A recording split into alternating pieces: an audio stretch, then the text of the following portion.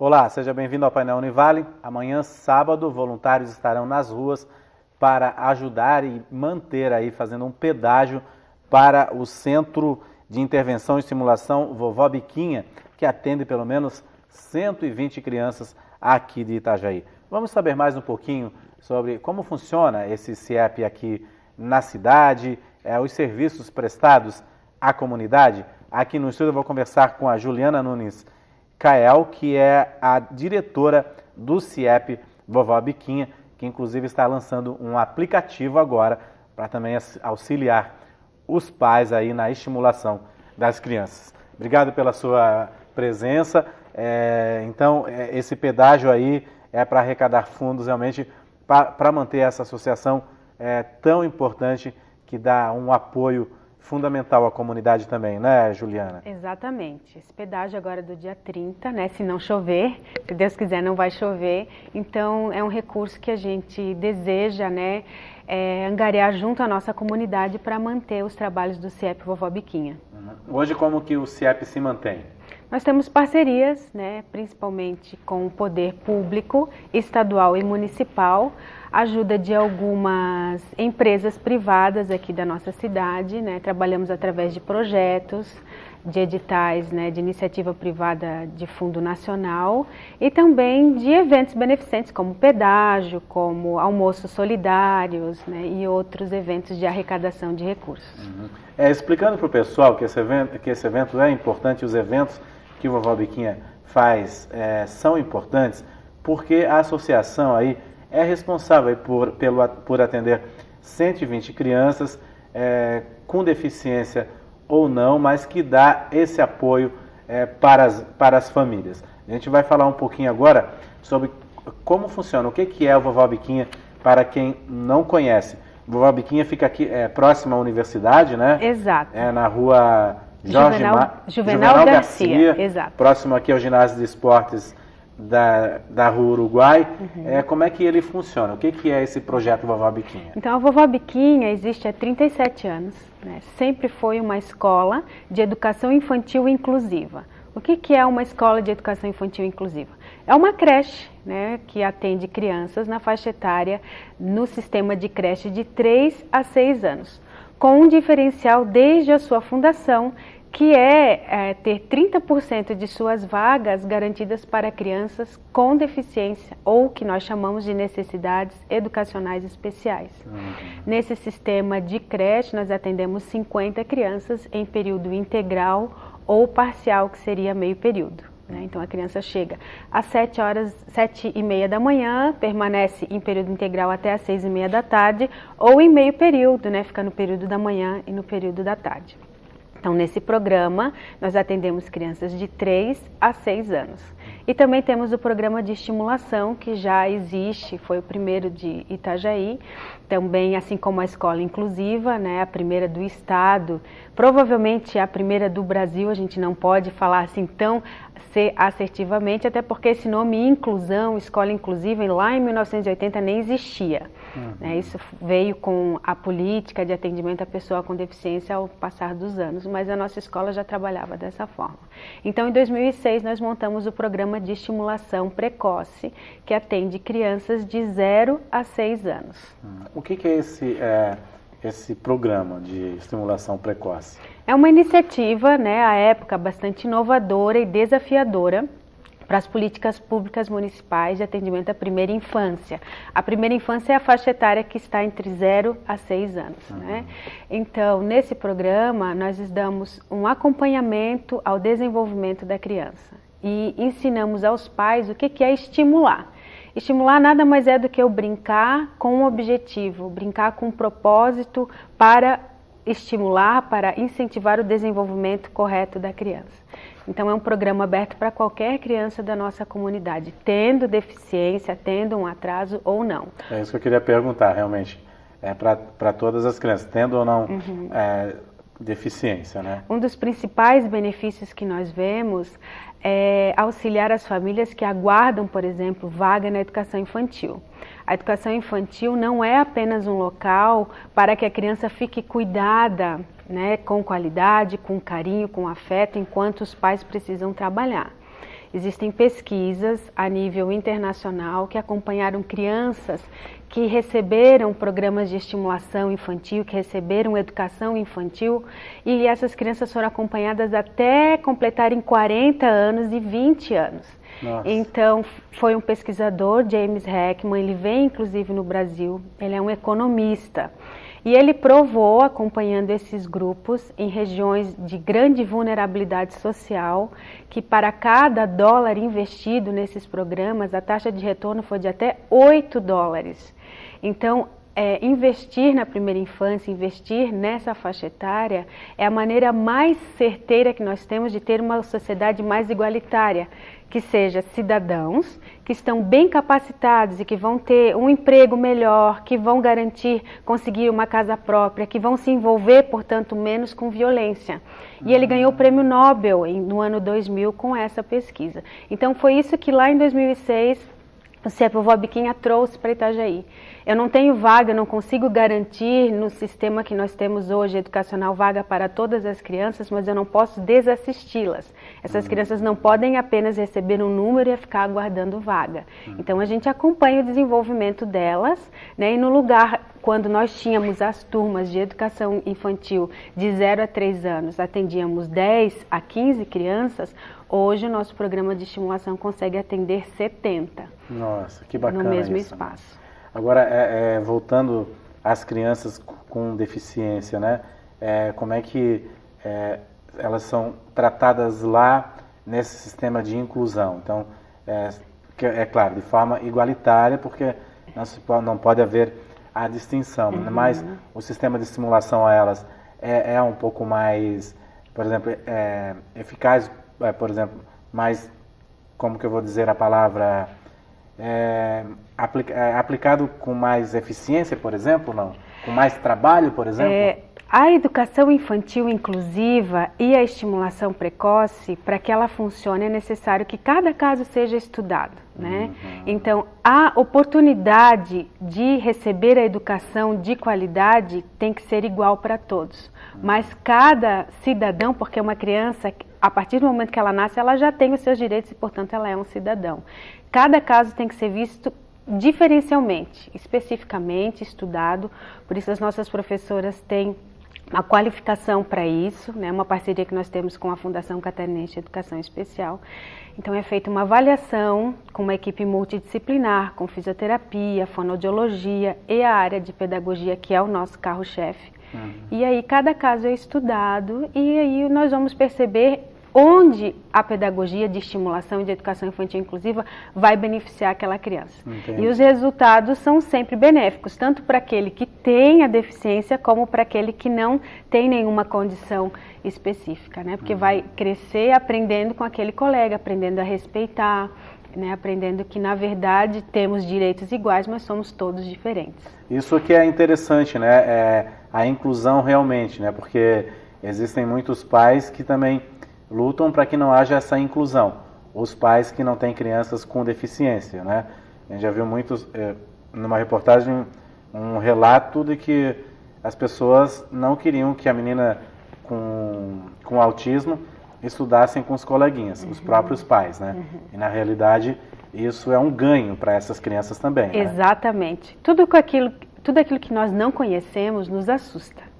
Né? Então, a partir do momento que as nossas famílias começam a perceber que que existe um currículo adaptado para aquela criança, mas que os outros também serão assistidos da mesma maneira, realmente todos ganham. Né? A gente precisa conhecer o que são as deficiências, precisamos conhecer que a estimulação bem feita não vai prejudicar nem a um e nem a outro. O que é necessário é dedicação, é estudo e competência para que isso aconteça, né? E sabendo que isso é lei, né? E que na verdade nenhuma matrícula pode ser negada em qualquer escola de qualquer nível de ensino para uma pessoa que tenha uma necessidade educacional especial. Pois é, então é isso que eu iria falar. A pessoa, cada criança tem um diagnóstico na realidade, né? Se ela é portadora de uma deficiência, se ela tem uma deficiência, ou até mesmo se ela não tem essa deficiência, ela tem o diagnóstico da personalidade e tudo mais, é isso que se trabalha também, né? Cada um tem a sua limitação, né? Nós temos hoje em Itajaí o Flávio Hatz, que é um esportista, né? Uma pessoa que tem uma deficiência física e o Flávio consegue fazer coisas que nós não conseguimos, né? Exatamente. Então, na vida é assim, nós temos as nossas limitações e nós temos que aprender a nos adaptar e contornar os obstáculos que vão aparecendo. Então, a educação inclusiva, de uma certa forma, também trabalha essa questão. Essa questão da valorização, né? A gente tem muito contatos com o pessoal aí do projeto Cão Guia, que vê as pessoas que os cães são os olhos deles, mas que eles não têm limitação de transitar, né? E nem de continuar a vida e fazer aquilo que qualquer pessoa pode fazer também, né? Estudar, trabalhar e tudo mais, né? Exato. Então, essa é a preparação para a estimulação, é isso que... Depende do nível e da qualidade do ensino que o ser humano, que o cidadão vai receber. E essa qualidade é aquilo que a gente vem lutado há muito tempo, ela tem que iniciar desde os primeiros anos de vida. O cérebro, toda a arquitetura cerebral, ela vai se moldar a partir do nascimento. A maior velocidade desse desenvolvimento, ela ocorre nos 6 primeiros anos de vida. Então, tudo aquilo que uma criança vivenciar nessa faixa etária, ela vai repercutir certamente nos outros anos, na sequência da vida dela. Então, se eu conseguir oferecer um sistema de estimulação de qualidade para ela na primeira infância, eu vou prepará-la melhor, tendo ela uma deficiência ou não. É isso que as pesquisas a nível mundial vêm apontando, e como eu falei, não é de hoje, são pesquisas que já vêm de algumas décadas atrás. Bom, você já deve ter muitos exemplos ali, né? Pessoas que saíram dali, depois fizeram um curso de nível superior também. Exato. Eu já conheço algumas pessoas que saíram dali e depois se formaram também na faculdade. São muitos exemplos assim que esse dá para é um dos nossos objetivos, né? É tentar assegurar para aquela família, para aquela criança, de que ela pode e deve continuar galgando os outros níveis de ensino. Tem um caso muito, que traz um carinho muito grande para a gente, que é o caso do Maicon, que é um moço aqui de Itajaí que tem uma lesão cerebral, uma espasticidade, ele tem então todos os movimentos do corpo limitados, e lá na década de 90, de 80 foi oferecido para ele, para que ele viesse para a Vovó Biquinha, saísse de uma escola de educação especial, onde ele só teria contato com pessoas com deficiência, para uma escola em que ele pudesse usufruir da companhia de crianças que tinham desenvolvimento típico. E o Maicon terminou o ensino fundamental, o ensino médio, e conseguiu se formar aqui na Univale em Ciências da Computação. Nossa. Quando ele se formou, foi uma alegria muito grande, porque ele lembrou onde começou a história educacional dele e mandou um convite para as professoras que deram aula para ele na Vovó Biquinha. As fundadoras, que são as primeiras professoras, ainda toda semana estão lá na Vovó Biquinha, elas fazem parte da associação e também são voluntárias que produzem materiais de artesanato, de patchwork, para que a gente possa vender em bazar. Então chegou aquele convite e foi uma comoção muito grande, daquela família se lembrar onde aquela história tão frutífera, tão produtiva iniciou, que foi na educação infantil. Será que se nós não tivéssemos em Itajaí uma escola inclusiva, um caso como o Maicon com uma lesão cerebral, com uma limitação física tão grande, teria conseguido alcançar o nível superior? Fica essa pergunta então para a gente pensar se é necessário ou não apoiar o pedágio da Vovó Biquinha no sábado. Tá certo, eu vou fazer um rápido intervalo, depois eu queria conversar com você a respeito do aplicativo, que está aqui na tela, mostrar assim a intenção do aplicativo também, de vocês usarem esse recurso realmente para estimulação na realidade, Isso aí. Ok, a gente volta em instantes para conversar novamente aí com a Juliana a respeito dessa obra social tão importante que é o Vovó Biquinha. A gente volta em instantes.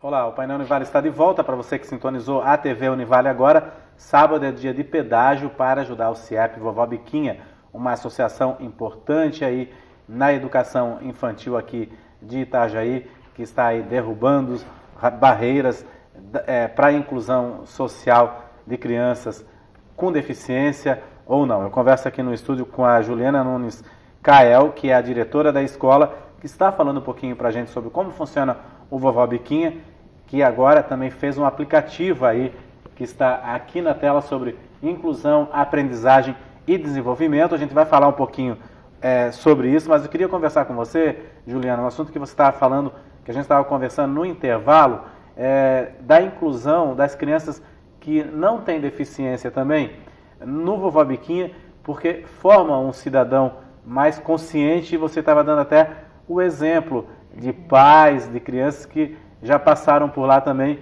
Isso que é importante nessa questão da inclusão da pessoa que também não tem nenhuma deficiência, né? A gente percebe, né, nas famílias e nas crianças que recebem o atendimento lá na Vovó Biquinha, que elas estão mais preparadas a conviver com o diferente, né? Então, os pais que entendem e que apoiam, que é a ampla maioria das famílias que estudam lá conosco, por exemplo, quando vão num parquinho, vão numa pracinha aqui de Itajaí, né, as nossas crianças que não têm deficiência são as primeiras a irem ao encontro de uma criança que está lá, às vezes, né, numa cadeira de roda, ou uma criança com síndrome de Down, enquanto as outras, né, não sabem como chegar ou têm algum receio, podem ou não, porque a criança é muito mais aberta do que um adulto a conviver com as diferenças. As nossas crianças são as primeiras a ir, a perguntar o nome, a abraçar. Então, elas estão melhor realmente preparadas a conviver com todos os tipos de diferenças, né? E isso certamente vai trazer um benefício para elas quando elas crescerem. Agora, Juliana, vamos falar um pouquinho sobre o aplicativo, né? O aplicativo está lá já disponível, isso, tanto na para Apple, também como no Google sistema Play, Android e para o iOS, né? Então esse é o nosso site. Pelo site dá para baixar o aplicativo também, né? Ele é mais uma iniciativa bastante inovadora e desafiadora do CIEP Vovó Biquinha, né? Então em 80, a primeira escola de educação infantil inclusiva. Em 2006, o primeiro programa de estimulação para crianças com e sem deficiência de nossa cidade. E agora, em 2017, nós lançamos um aplicativo que traz uma plataforma de política pública para a primeira infância de Itajaí. Por que uma política pública? Né? Porque ela foi desenvolvida pelo CIEP, mas em parceria com as Secretarias de Saúde e a Secretaria dos Direitos da Criança, Adolescente e Juventude. Né? A inovação está que nós passamos a nossa experiência para as equipes de estratégia saúde da família, né, dos bairros de Itajaí. Então a gente explica para eles como identificar o risco na primeira infância. Né? Então foram feitos 2 módulos, a gente explica o porquê que é importante o investimento de políticas públicas na primeira infância e como identificar precocemente o risco. Uma criança que tem um atraso na fala, uma criança que não vinculou com a família, não tem um vínculo afetivo, uma mãe adolescente que não está sabendo cuidar daquela criança, todos esses são riscos. Riscos sociais, como uma família que é de baixa renda ou que mora numa região de vulnerabilidade social ou até habitacional. Nós temos os problemas de enchente, de deslizamentos de terra aqui em Itajaí. Tudo isso pode prejudicar o desenvolvimento da criança. Então, todas essas questões que há anos a gente trabalha na Vovó Biquinha, nós repassamos esse conhecimento para as equipes de estratégia saúde da família, que vão utilizar o aplicativo, assim como as mães, em casa. Então, no aplicativo nós temos o manual de estimulação do bebê. O que é isso? Nós trazemos dicas de estimulação para a família. Explicamos o que uma criança de 3 meses, de 6 meses, de 2 anos, por exemplo, ela tem que estar fazendo naquela idade.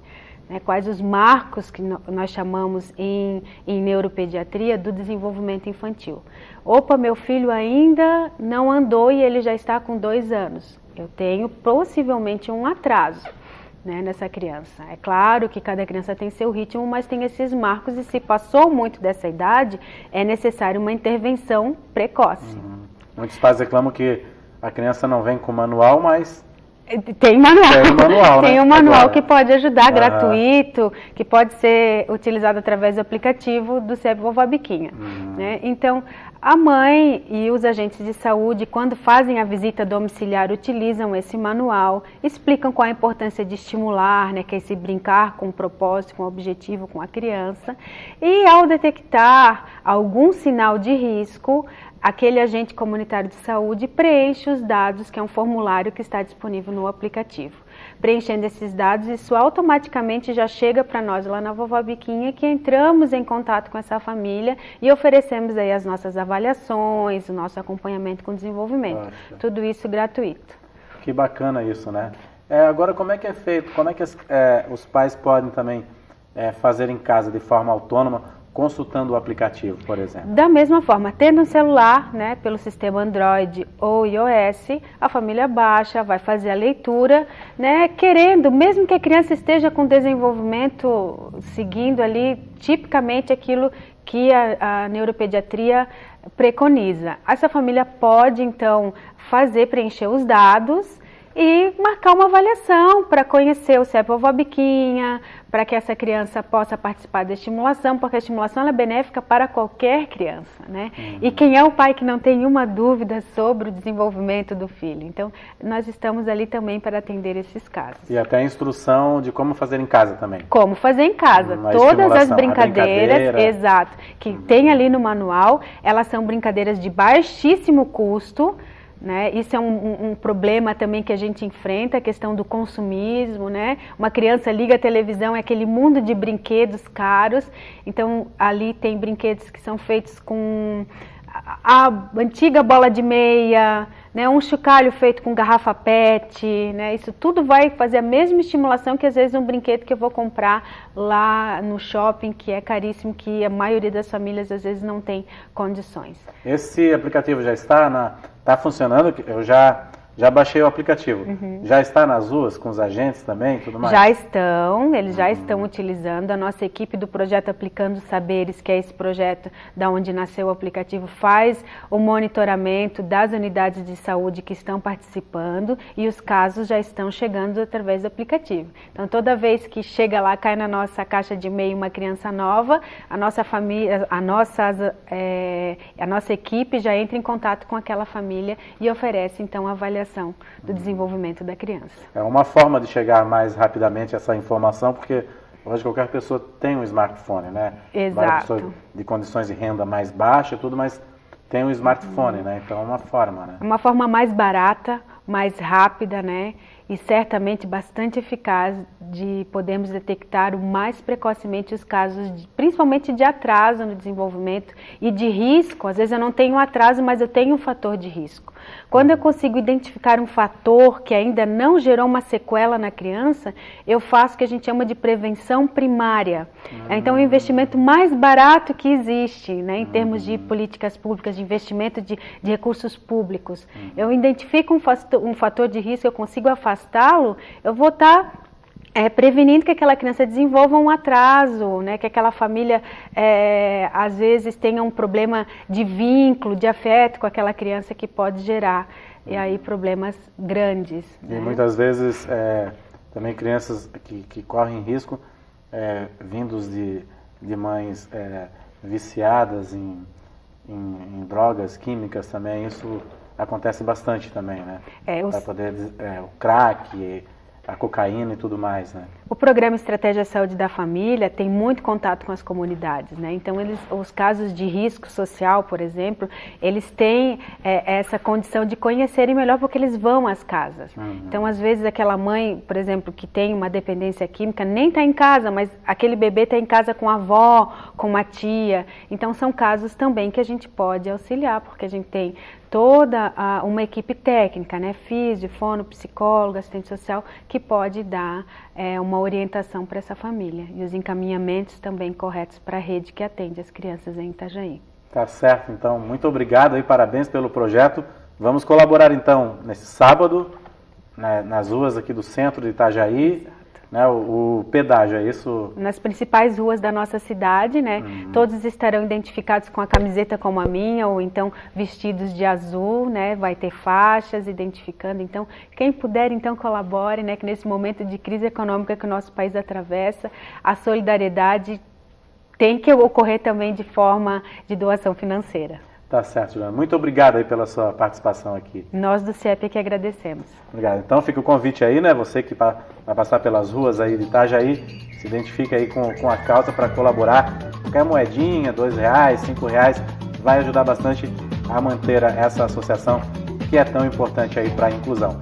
A gente fica por aqui, nós voltamos na semana que vem. Para você um ótimo final de semana. Até lá!